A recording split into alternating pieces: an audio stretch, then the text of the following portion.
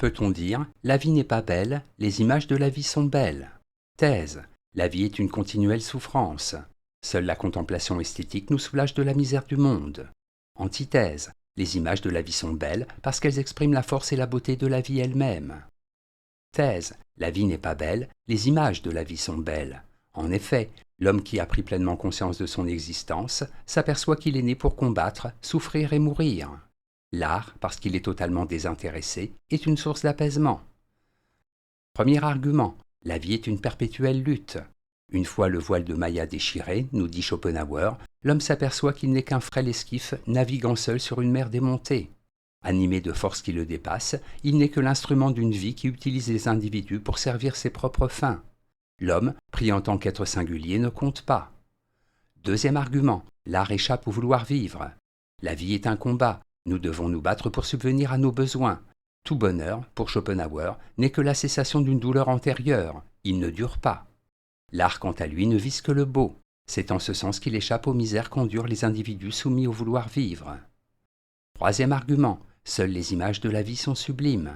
L'amour vécu au quotidien est terni par 1000 soucis familiaux ou professionnels, 1000 contingences matérielles.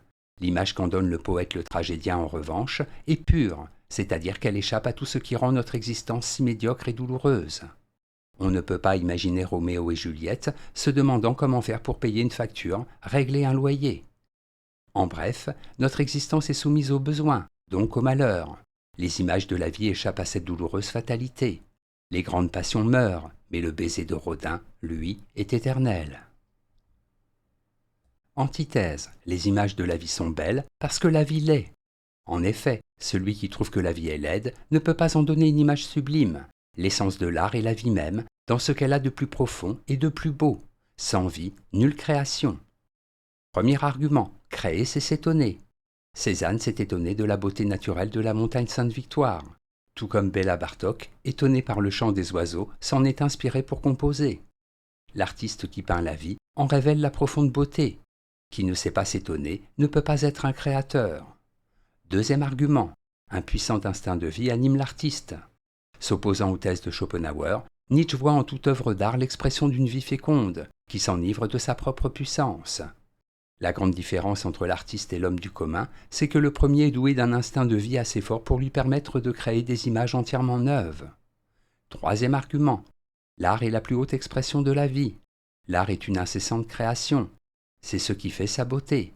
L'art en est le produit, mais il est également celui de l'esprit. En ce sens, les images qu'il nous donne à contempler sont belles à double titre. Elles expriment les majestueux mouvements de la vie et l'élan spirituel vers le sublime. En bref, ce qui est laid, ce n'est pas la vie, mais ce qui l'affaiblit, la contredit. Si la vie n'était pas belle, comment pourrait-elle alors être à l'origine de ces si belles images que sont les œuvres d'art? Synthèse. La vie organique, pour celui qui en saisit la richesse, la fascinante complexité, est d'une prodigieuse beauté. L'existence humaine, avec ses luttes, non contre la nature mais contre l'homme, avec son lot écrasant de souffrances, souffrances affectives, morales, physiques, son lot d'injustice et de violence, peut difficilement être dite belle. Preuve en est que les grandes civilisations ne laissent derrière elles que de grandes images. D'Athènes, on ne regarde que son architecture, ses grands hommes, ses grandes œuvres philosophiques, littéraires, politiques, scientifiques. Et non ces voleurs, ceux qui ont intrigué pour accéder au pouvoir, ceux qui ont étranglé par folie, vengeance, femmes et enfants. Note et commentaire. Voile de Maya. Schopenhauer est le premier à avoir introduit dans la philosophie occidentale des éléments de la pensée orientale. Le mot Maya dans le bouddhisme signifie que la réalité des phénomènes n'est en fait qu'une illusion. Déchirer le voile de la Maya revient à prendre conscience que toute notre existence est gouvernée par le vouloir vivre, qui nous pousse à toujours nous agiter. Citation.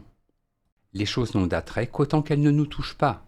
La vie n'est jamais belle, il n'y a que les tableaux de la vie qui soient beaux.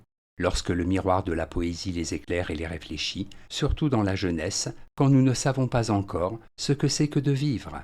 Arthur Schopenhauer, Douleur du monde.